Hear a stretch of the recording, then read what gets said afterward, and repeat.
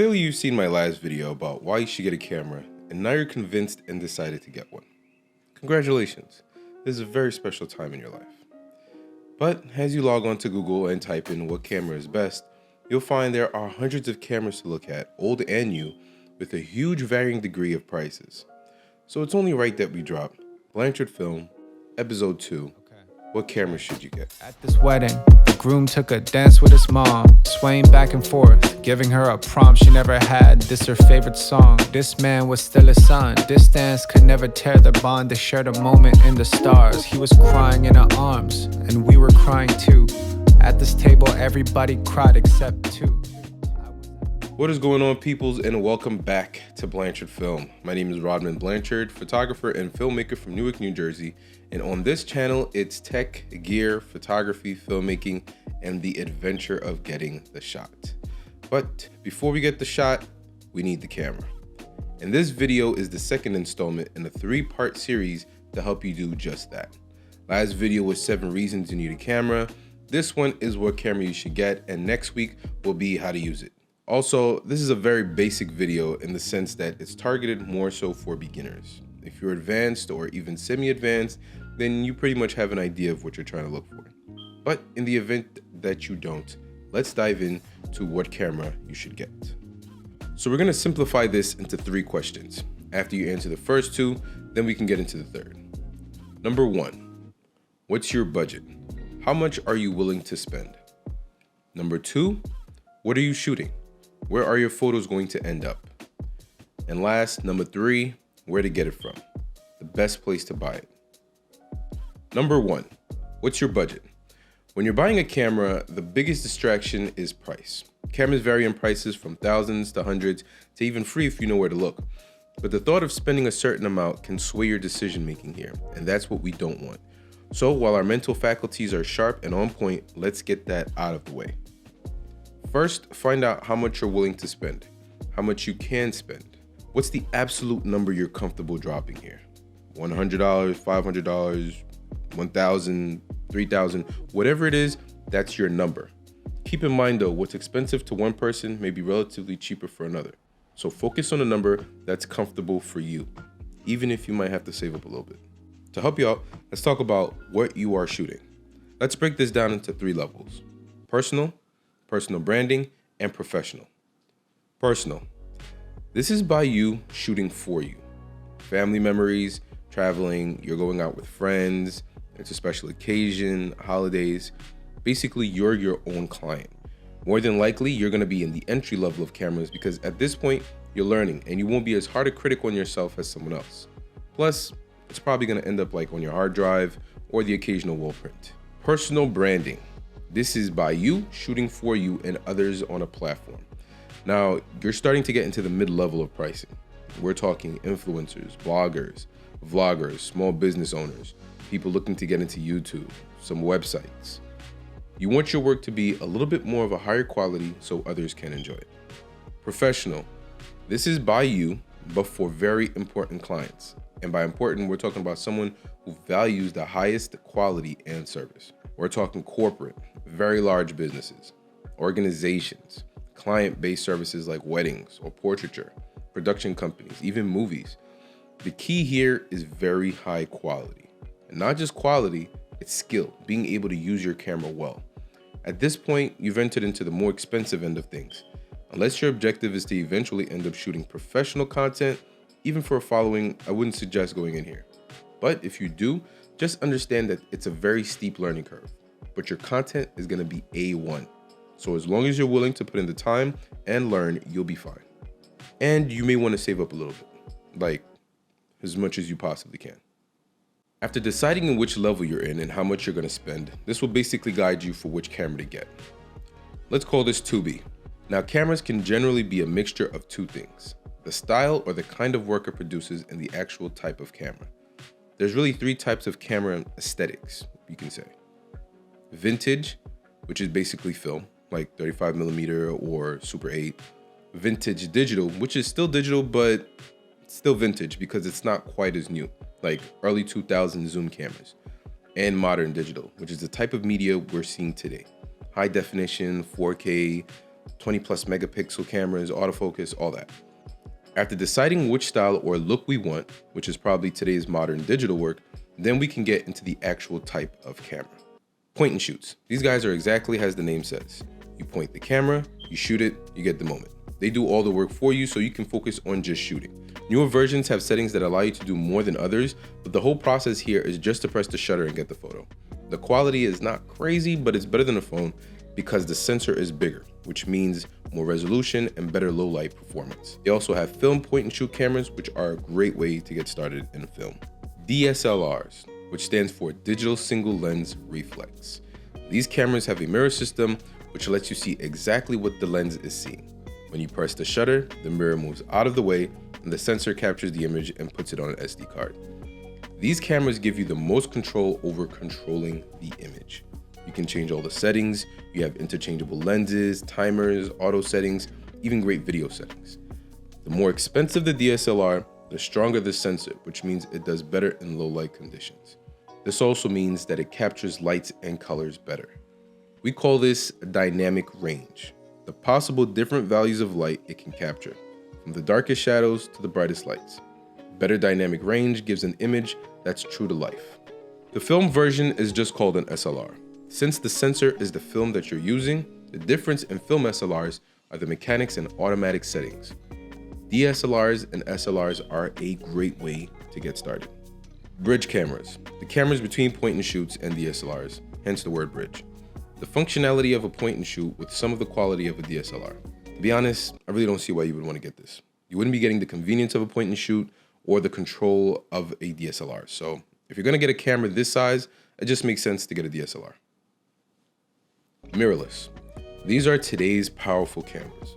DSLRs without the mirror, so they're lighter and more compact. Less mechanisms means they can focus more on quality. Mirrorless cameras have image stabilization, better video quality, better autofocus speeds. The list goes on. If you're looking for quality, this is it. I'm shooting on one right now, the Canon EOS R5. Bomb.com. Smartphone cameras. Nope. Instant cameras. All film, always. The concept here is a point and shoot where you get the picture instantly. Since there's an extreme drop in control, don't expect the sharpest or brightest shot, but you will catch the moment and you will have it now. The best part about instant film is that outside of the actual moment, it will only exist in this photograph, which makes it extra special. Video or cinematic cameras. Cameras dedicated to just video.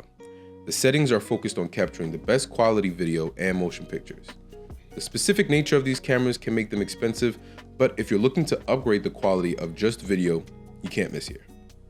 DSLRs and mirrorless cameras also take video, which makes them awesome hybrid cameras. So if you're looking to start in video, DSLRs and mirrorless cameras again are a great place to begin. Action cameras, for the adventurer in everyone. These cameras have truly evolved into the perfect travel, action, in-the-moment camera that will get the moment when you can't afford to even use your hands. They're really small and customizable with different mounts that let you put them in cool places and angles to get a shot that a camera could never. They take great photos and video too. Really cool stuff. Rugged cameras. Shockproof, crushproof, waterproof, weatherproof, heatproof cameras that allow you to take a photo anywhere. Great if you're at a volcano or Mount Everest, but they do require a lot of maintenance. Out of all of these cameras, the best place to start, in my opinion, are DSLRs or mirrorless cameras. Photography and video, great quality, complete control over the image, great way to learn photography, and a huge variety of prices from entry level to absolute pro. Number 3, where to get it. If cost is a huge priority for you, start by asking grandma or pop if you can use their old free camera. It won't have all the bells and whistles, but it'll definitely be a great way to start learning camera basics. If this isn't an option, then there's 2 ways to get one, in-store or online. Now there's a lot of places to browse here, so I'll only talk about the best places I know and why. Starting with the ones I know in store, B&H, the best place for new gear. The lowest prices coupled with the best customer service. The customer service rep has probably used what you're trying to buy and they really help you. They're not just trying to sell. If you're buying a DSLR for video, tell Gary and the guys I said hi. Really awesome people. Adorama, B&H's little brother. Unique Photo, B&H's cousin that lives outside of New York. KM Camera, the best film camera store I've ever been to. So much film gear here as well as the new digital stuff. Very personable customer service, and they're family owned for like over 40 years. If you go, tell Ross and his dad I said hi. Really awesome people. Thrifting. Hit or a miss, with a lot of misses. You may get a good camera, but it's likely to have issues. Almost always film. But here's a tip. If you get one at an amazing deal and it has issues, take it to Camera Doctor. They don't sell cameras, but they fix every camera from old, large format cameras to the expensive medium format stuff to the new digital stuff today. If you go, tell Frank, Matt, and Joseph I said what's up. Really awesome people. Now for the online portion. All the stores listed before have great online service, with B&H being the best out of everything for new stuff and K&M being the best for film. Outside of these stores, you have Amazon. Great place for returns, but not the best in terms of pricing. I go here if it's out of stock at B&H. eBay, one of my favorites. Cameras are like cars. The moment you take it out the box, it loses value. If you use a lot of cameras like me, it makes sense to buy used gear. People sell to people at cheaper rates so they can get more for the sale. I almost exclusively buy used gear, especially if it's older. The only new camera that I've ever really bought was my Canon EOS R5. The thing with newer gear is that it will always do the fancy stuff better, but it will also be harder to maintain or repair. Unless you need it for sure, a lot of times the older stuff will work just fine. Again, if quality is a must here, then newer is probably the route you're going. KEH. Buy new or used camera gear. Also sell new or used camera gear. Also trade new or used camera gear. Items here are inspected and certified, so definitely peace of mind buying used camera gear here. There's also good customer service here as well as a good return policy. Some items go in and out of stock fast because of their good prices, so if you see something good, jump on it. They're the largest used camera dealer in the world. MPB. KEH's younger brother who said, I'll do it too, but I don't have the time to look at everything. Good used items here, but there may be a few bad apples too.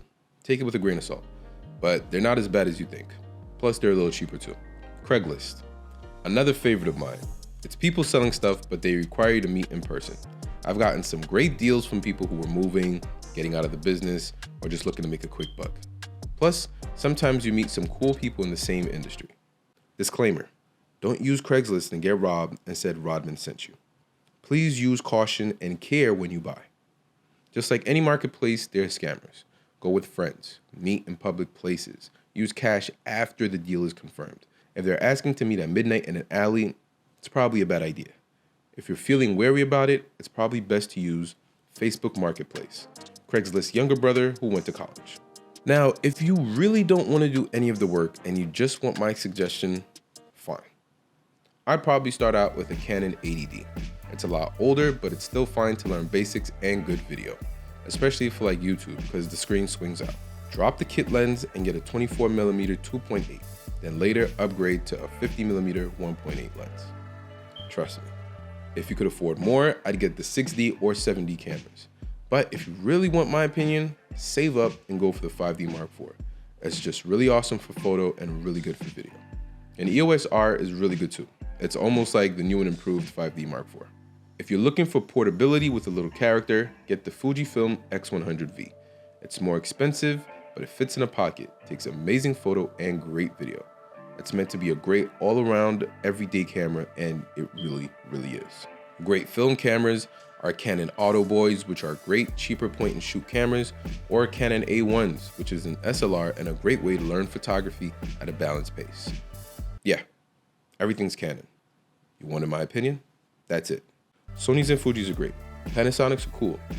Nikons. Overall, nothing beats research. So find out what's important to you and which type of camera provides it, then find the best market to buy it. And that's it. Thank you for watching. Please like and subscribe. If you have some tips or info that would be helpful to the next person, drop it in the comments. If you found anything helpful, hit the like button. Help your boy grow with the algorithm. Part 3 on how the camera works next week. Part 3 on how the camera works real soon.